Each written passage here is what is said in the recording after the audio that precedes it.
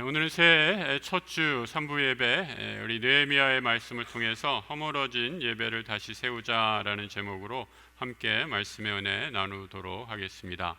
여러분, 우리 교회 근처에 있는 남산 성곽길 걸어보신 적 있으십니까? 제가 남산 성곽길을 걷다가 돌에 새겨진 글자를 발견하고 이게 무슨 일인가라고 해서 한번 좀 조사를 해봤는데, 이 각자 성석이라는 돌에 이 남산 성곽길에 모두가 다 297개가 지금 새겨져 있고요. 지금도 계속 발굴 중에 있습니다.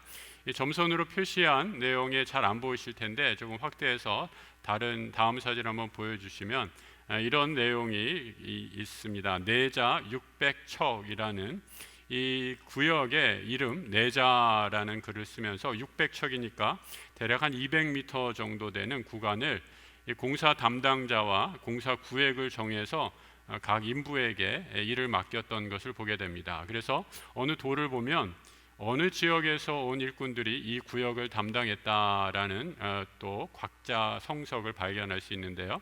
잘 보이세요? 잘 안 보이시죠? 충북의 영동 지역에서 온 일꾼들이 이 구역을 담당하기도 하고, 그 다음 사진 보시면 좀 더 잘 나올 겁니다. 이 정읍에서 올라온 일꾼들이 이 구역을 담당하기도 했습니다.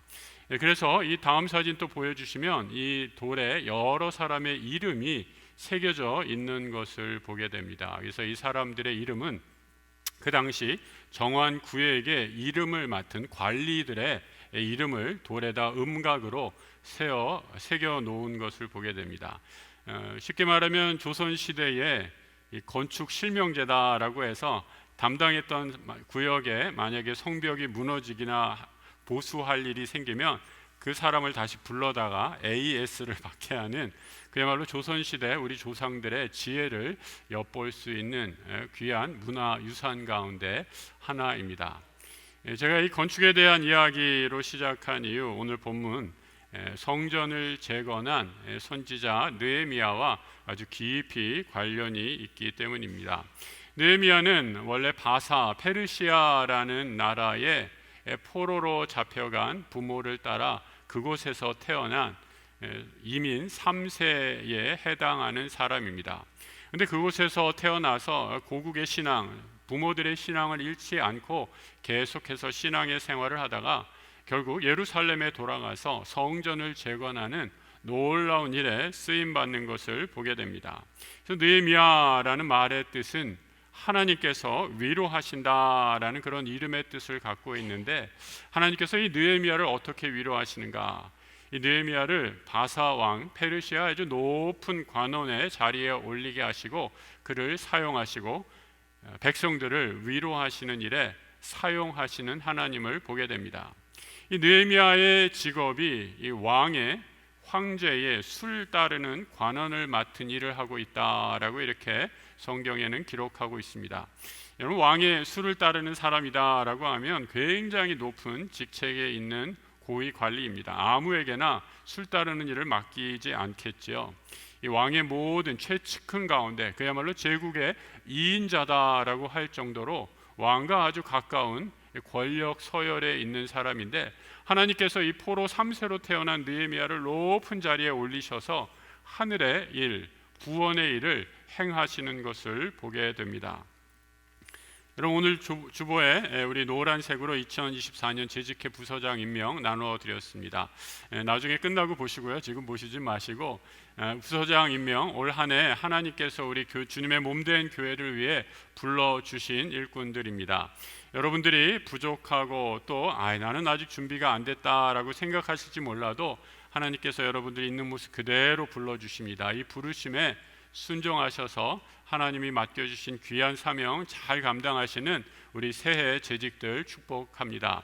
하나님이 맡겨주신 일을 감당할 때에 하나님께서 능력 주시고 은혜 주셔서 이 일을 잘 감당할 수 있는 하늘의 은사와 능력으로 채워주실 줄 믿습니다.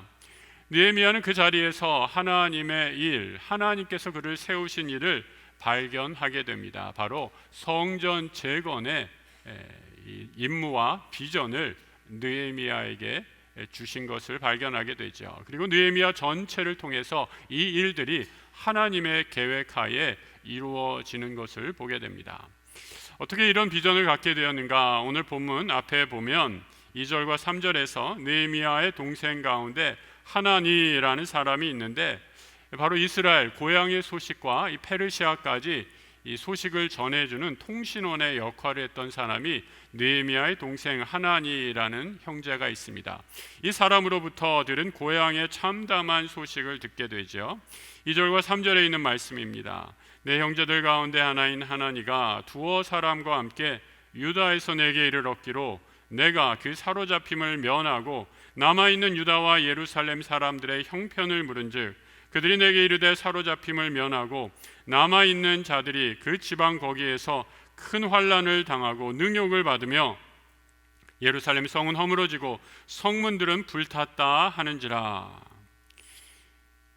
포로로 잡혀온 느헤미야, 하지만 자기는 페르시아의 높은 자리에 있으면서 고국을 위해 끊임없이 기도하다가 고국이 다 무너지고 불탔다라는 참담한 소식을 듣게 됩니다.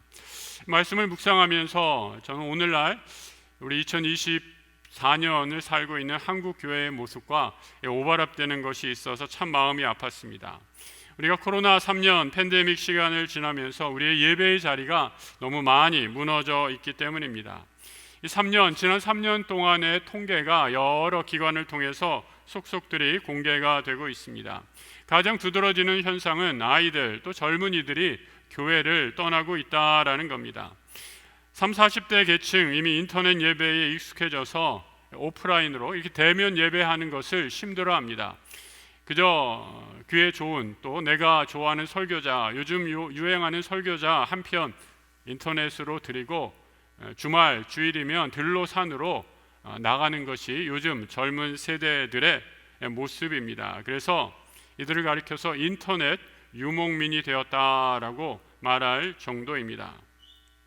느헤미야는 본국의 무너진 성읍의 소리를 듣고 울고 있습니다. 왜 울고 있습니까? 예배의 자리, 예루살렘 성전이 무너졌기 때문입니다. 예배가 무너진 이 참담한 상황에서 느헤미야가 한 일, 오늘 보면 4절과 5절에서 이렇게 말하고 있습니다. 같이 한번 읽어보죠.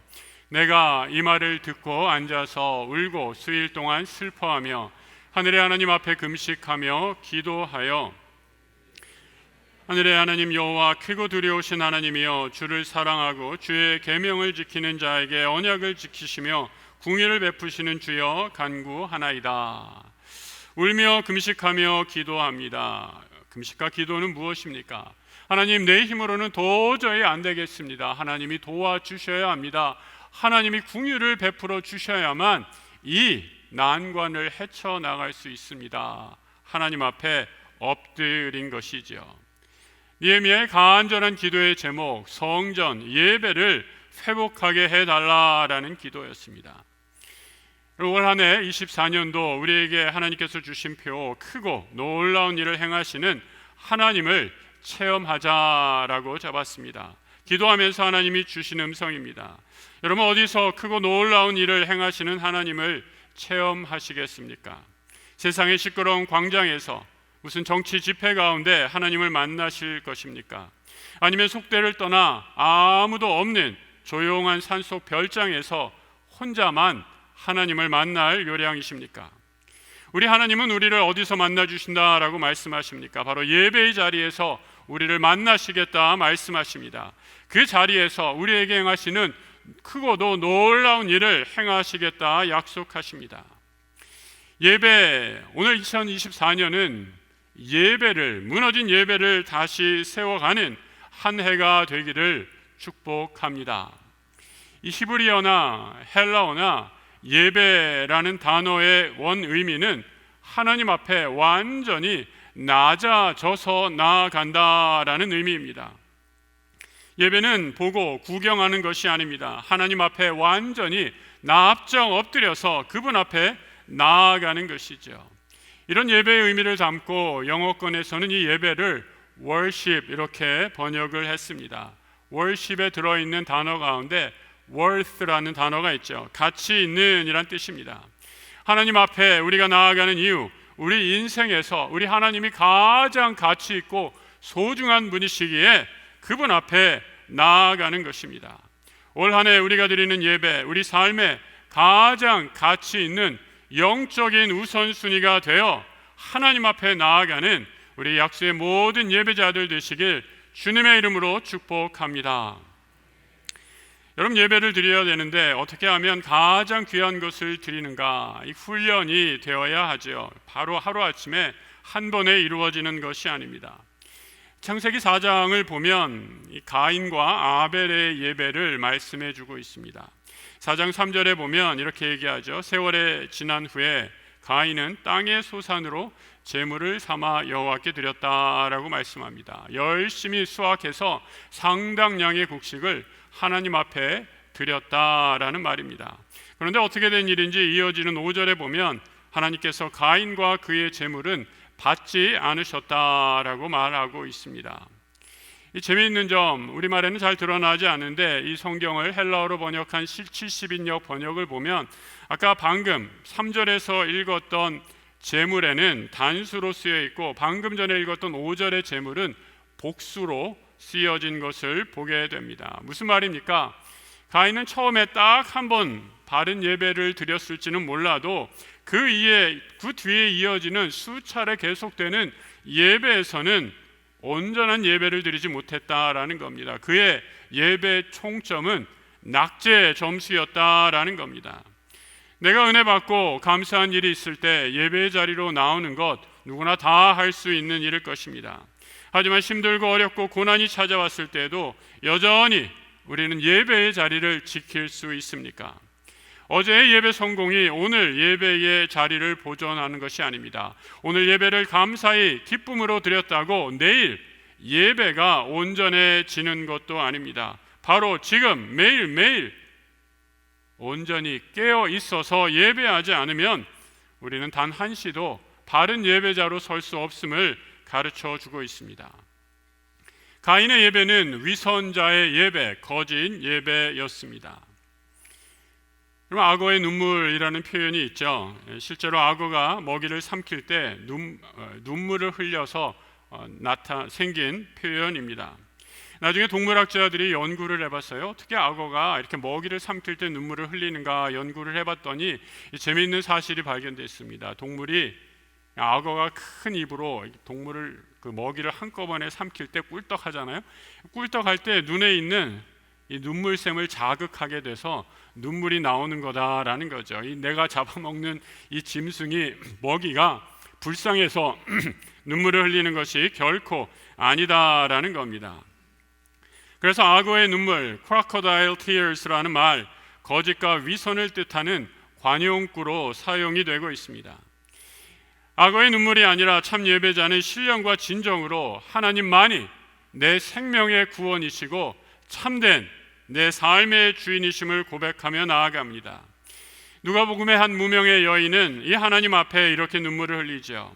예수의 뒤로 그 발 곁에 서서 울며 눈물로 그 발을 적시고 자기 머리털로 닦고 그 발에 입 맞추고 향유를 부었다 말씀합니다.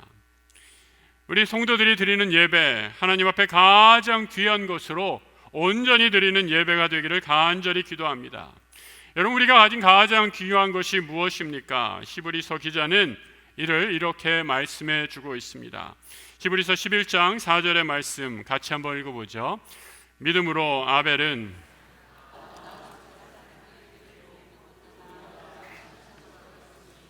하나님이 그 예물에 대하여 증언하심이라. 그가 죽었으나 그 믿음으로써 지금도 말하느니라. 마음에 없는 어마어마한 제물을 드려서 사람들이 놀라는 그런 제물을 기뻐하시는 것이 아니라 진정과 감사로 하나님 앞에 온전한 예물을 드릴 때 하나님이 기뻐 받으신다라고 말하고 있습니다. 살아있는 예배가 얼마나 중요한지 아벨의 제물은 믿음으로 드렸기에 믿음으로 드린 예배의 제물, 죽었으나 믿음으로 지금도 살아있는 예배라고 말씀하고 있습니다.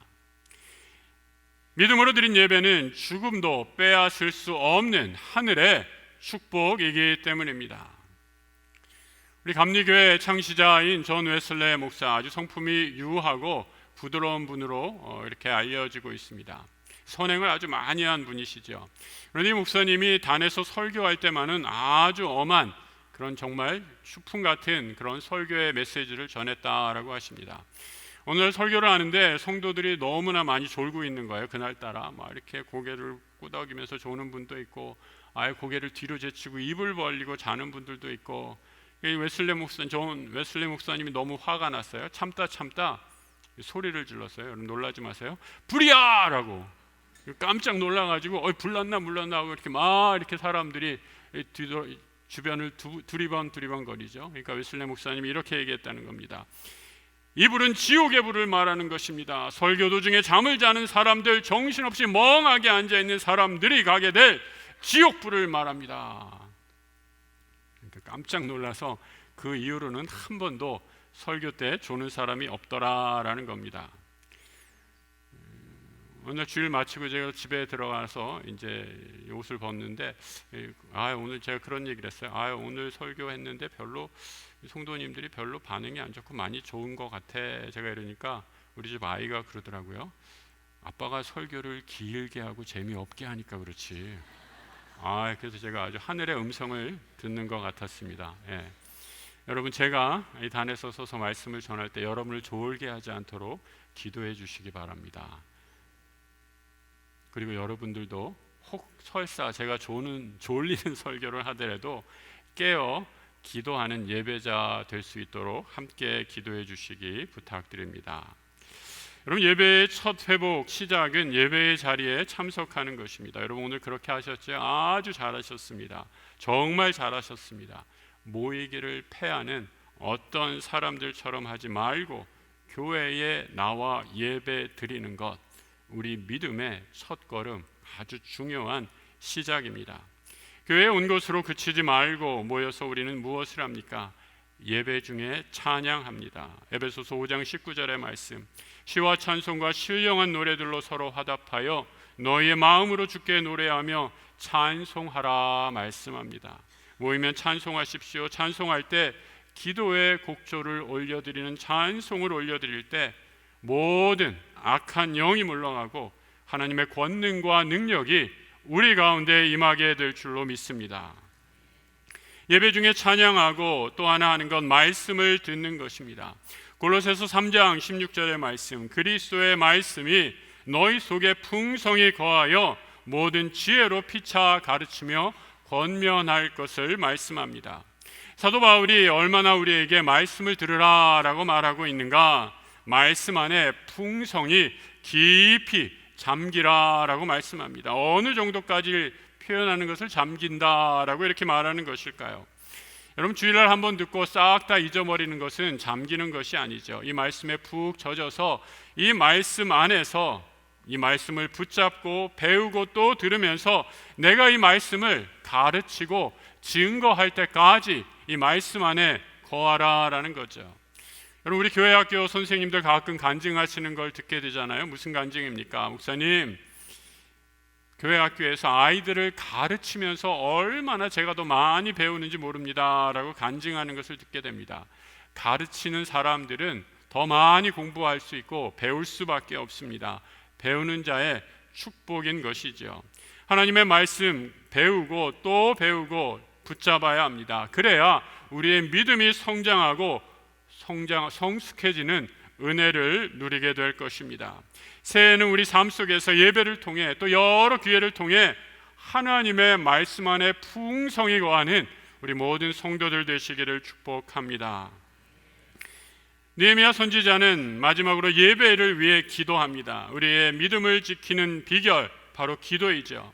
기도는 우리의 생각을 하나님께로 집중하게 해줍니다. 기도를 통해 우리는 하늘의 음성을 듣고 이를 실천하게 됩니다. 그리고 여러 세상의 일들 가운데서 낙담하지 않고 승리의 길을 걸어가게 됩니다.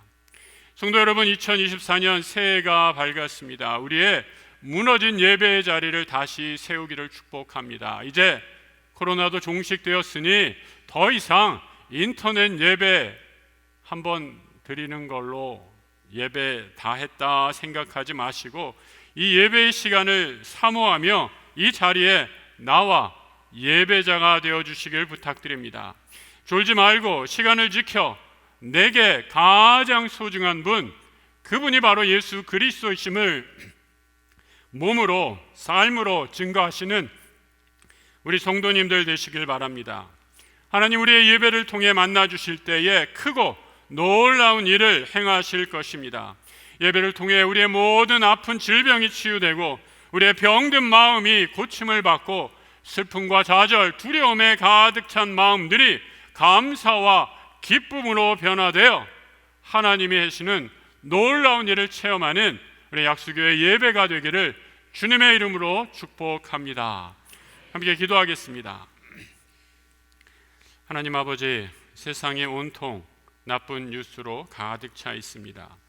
내 삶에도 그렇게 편히 새해에 바뀐 것 같지 않습니다. 절망할 수밖에 없는 상황, 낙담한 일들이 더 많은 이 세상 가운데 우리를 불러주셨는데, 하나님, 우리가 이 세상에서 온전한 예배자로 다시 일어나기를 간절히 기도합니다. 내 삶의 가장 귀한 분 예수 그리스도이심을 고백하며 참 구원의 소망이신 주를 의지해 믿음으로 예배하는 신령한 예배자들 되게 하여 주옵소서. 우리 약수교회가 믿음으로 드린 예배를 통해 크고 놀라운 하나님을 체험하는 살아있는 믿음의 공동체 되게 하여 주옵소서. 예배 이유이신 우리 주 예수 그리스도 이름 받들어 기도드립니다. 아멘.